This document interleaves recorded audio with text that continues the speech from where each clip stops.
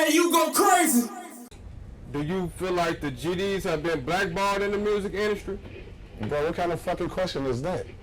Have you ever heard of rapper? I mean, it's different entities. Have you heard of Kanye West? Do y'all know Kanye West is really GD, no matter how goofy a motherfucker is? Hold on. Kanye West gangsta? I thought he was Stone. Kanye West is GD, man. When has Kanye West been a Stone? Just because he said they nicknamed him K-Rock. Yeah, because he had to go to school over there with the moles. Right. You listen to the song all the way. 9th of May. Listen to the song all the way. His mama moved him over there, so they nicknamed him K-Rock. So they went along. So he wouldn't get his ass by the moles. That's what he said. He's one of the folks, you know what I'm saying? We got all kinds. We don't just got monsters and big folks and them and this and that. We got little niggas that do their things, you know what I'm saying? That's execs and all type of shit. Police officers, all type of shit. Right. That's up under that, you know what I'm saying? Or grew up under that. You know what I'm saying? So they know they took those laws and policies and ran with them and created their lives. Hey, hold on. This is a special moment right now. I just realized, big folks. Today's 7/4, and I'm getting my first GD interview on DJUTV. We got to post this motherfucker today. Yeah, it's 7/4 day. All our 7/4s. 7/4 day in the building, baby. Hey, anti-BDs, nigga. Y'all know what it is. Y'all be at the barbecue, so don't be capping. Like Lil Durk and all that shit, me and Lil Durk with all of that shit with me, him, Shot, and all them over there, G, was like family, bro. They don't care because we GDs, we crack jokes on each other, bro. They see me, when I see them, you guys, Lil Durk, we up to, man, I see Lil Durk in like the United Center, some big show, you know, they be with Drake, we with Future, something like that. And I'd be like, man, I'd be the first one to say, oh my God, he got all these fucking BDs. Right. And they get to laugh and it's love. Right. It's not no, oh man, we dropping the rate, because that's false pretense, you know what I'm saying? Those are, we have a big city that certain blocks are into with certain areas, you know what I'm saying? But that's how it goes. They just GDs from this block and they into with them BDs, that's how it goes.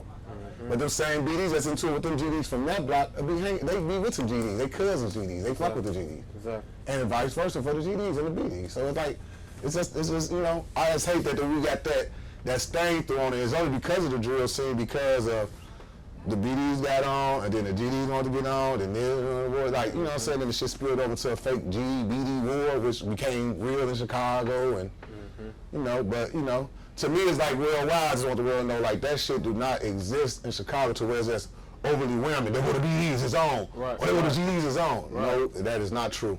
Right. That is not true. For sure.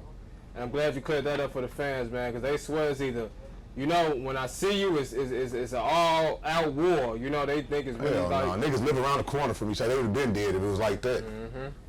These areas and blocks that's into with each other are like alleys away from each other. And they like, you know, it go up and the shit do crack. Well, if I think I just read some shit about Boss Top getting shot over there last night or whatever. But shout out to them, because even a nigga like Boss Top used to fuck with Shotta. Him and Shotta had a relationship. You know, it's like... They did a song together, right? Yeah, we G's to the core. So it's like, we never understood that. So like the song from the little boy Rooga talking about some let the GDs in the door. First of all, I didn't know he was a GD. And second of all, like, none of the guys that I know really like, that song don't really mean shit to us type shit. Whoa. So you saying Rooga he ain't really one of them? No, he ain't never been one of them. He's just a GD, I guess. But I mean, being a GD is saying what? You know what I'm saying? Like I just told y'all, Kanye is a GD. Right. But that don't make him some type of monster or just, you know what I'm saying, this and that. He just, you know, he was under that Growth and Development Act. You know what I'm saying? Not maybe the gangster's disciples. You know what I'm saying? It's the growth and development. That's what it's all about. Growing and developing to be a man at the end of the day. And that's what Kanye is. Now, Rooga, this and that, the G's in the door, the song, it got popularity, did what it did. I felt like it was just a spin-off because Duck, we needed to fill in the gap for Duck, because Duck was really you know, he was going to be the one. But then again, that's short selling what me and Mouse did. Mouse is a GD. He did it at 13. We've been kicked in the door. Right. We've been to every major artist. Drake been rapping about him. Lil Wayne, goddamn it, Nipsey Hussle. From everybody that everybody came and respected a little boy and respected what was around him and built around him. So let me ask you something about that real quick, man. What you think went wrong with the Lil Mouse situation? Were you a part of it when things went downhill, or? I think, yeah. I tell you like this. I was a part of it all while he was popping. When them views was doing millions and hundreds of thousands. Right. When the decline happened, the first 3 years we was booming. What happened was the changing the dynamics. Me and his mother was real cool, and you know what I'm saying, we had the business on lock and we was rolling, making money, making our own money, doing shows, putting up our own shows, creating our own shit, not even need no label. Mouse never got no deal from nobody.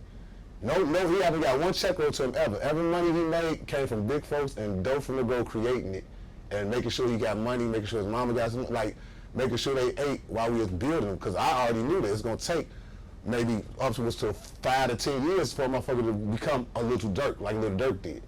Mind you, Little Durk did not get on overnight. He got popular and he was turned. But to get that bag on the Little Durk you see today, that's 10 years in the making. That's a superstar now. And that's what I was trying to make now. It's a superstar, not just not a drill rapper or a rapper. We was going for the superstar. We was going for the big bag. We was going for the longevity. But what had happened from 2012 to maybe 2015, 2016, it was just me, him, and his mother kind of taking care of the business in my BMF family. Okay. And after that, his father. Hold on, you say BMF like Meech? Yeah, like Meech and the people. Now you said shout out to, go ahead. Shout out to Lil Twin for BMF. That was my partner originally. Wow. First of all, shout out to Miss Mimi. They call her Auntie. Y'all done heard Gigi rap about it, everybody. This is my buddy. It's like my sister, and she brought me into that shit. When I was shot up in Chicago, I got shot up in 2006 in Chicago. Okay. And my people had put me up in Atlanta for a minute. It was a little shit going on, it was cracking. Okay. So I was hurt. I was on a walker for me. I got shot 6 times, close range and shit with a 4.5 from my head to my from my neck down to my damn to my feet. You know what I'm saying? Lined up like that. Wow. Okay. But while I was getting back healed up, my cousin took me to Atlanta. It was to this lady he was getting flights from. She was the flight lady and shit, but she was so popular and plugged, and I was down there by myself. My cousin dropped me off. I was on a walker. I had a 500 Magnum on me, a little 380 Tourist, $60,000 in a Nike bag, about 5 outfits, and a 2007 Tahoe truck. And my cousin just dropped me off at my other people's crib down there, and I had to kind of just go for myself. And that lady made sure I felt like I had a family around me and everything. She took me in like. She was coming to my house and shit. She'd do little shit like, man, like, you eating this shit? Like, she see I was on the walk and shit. She'd come over there with me. I'm like, damn. But now I know they was trying to holler at me shit. Then straight to like on some big sis shit or like, you know what I'm saying? Like, no, what you need? You ain't down here by yourself, word up. So one day she invited me over to her crib, which was a mansion. And I gotta say this, she lived in a mansion at the time. Think what I'm saying, 2006, T-Pain was huge. Okay. T-Pain brought his mama a house in Atlanta. If he ever see this, he gonna know it's true. Right. She had a red brick house in Atlanta. It's a mansion. But Miss Mimi house sitting on the hill in that cul-de-sac, in that little cul-de-sac, and her crib overlooked T-Pain mama. We'll go outside in her driveway and be like, yeah, that's T-Pain mama house down there, and laugh and shit. Because he's this platinum artist ass shit. And she was just Mimi from Kansas City that used to sell all type of shit, was the flight lady. And she already went to the feds and did her time. And she also has a American Gangster that just came out on BET. Really? Trap Queen, season 3, episode 10. Demetrius Harris, that's my people, you know. I did an interview with her type shit because she connected a lot of dots for the fam. So when she brought me in, introduced me to Lil Twin, and that day was so legendary because I remember that day because I'm just like, I'm down in the dumps, I'm at war, my people at the kids is like, man, I'm hearing all this money on my head, there's all type of shit going on. And then I'm meeting these people, so you know, being from the crib, I'm super on point. I'm taking this 500 Magnum everywhere I go. This when they first come out, the streets don't even know, it was super exotic. So the day I went to her house, she took me to a mansion. This is my first day again. When I pulled up, she got the red Benz out there, the red F-150. Everything was just red. And I'm like, what's the other? Like, damn, you balling. And we go in the crib. When we walk in her mansion, she has it was like maybe a 6-bedroom mansion. It was crazy. But when we walk in the foyer, bam, it was a whole, I'm from Chicago and I got this room. She got about 5 niggas in the kitchen. I'm like, what the fuck is this? She said, she walked me through, she said, come on in, you good. She said, these are my California niggas. Walked in the living room, them St. Louis niggas. Walked upstairs, yeah, these motherfuckers from St. Louis and Kansas City, and these niggas from Miami, they from, and it was just like 100 niggas in the crib, just like laying around doing shit, like over in the corner, this and that. Right. And she took me to her bedroom. Her bedroom was the size of this motherfucking yacht we on damn near. We go in that motherfucker, we chill. She got a bowl full of X pills, like naked ladies at the time. I'm talking about, you know how you go, your grandma's have a bowl of M&M's or something, like back in the day. She had like maybe like a couple thousand of them in a big candy bowl. That's when the X pills was going crazy. You know, she come play, had a little bar in her room. She bring me in the room. Her room had a living room in it, so we sitting in the living room. She got the bowl like Tony Montana shit. If we was off coke, instead of coke, it's X pills though. You know what I'm saying? Right. So man, she helping herself type shit. You know, that bitch getting hot. Now I'm chilling, I'm relaxed, but I still high alert. Right. Then look into this the craziest nigga I ever met outside of Chicago, G. He's from fucking LA. Aint Trey Crip, you know what I'm saying? He coming to the door, cripping, going crazy and this and that. instantly I took a liking to him, but I'm still just like, man, who is this nigga? Because I could see he the one that to be like on some bullshit. First thing he do is come in there, LA nigga pull out his big ass 4.5 and lay it on the bed. I'm like, look at all this loose ass shit. I'm like, nigga, I'm smart, so I'm just know like he just trying to show me woo.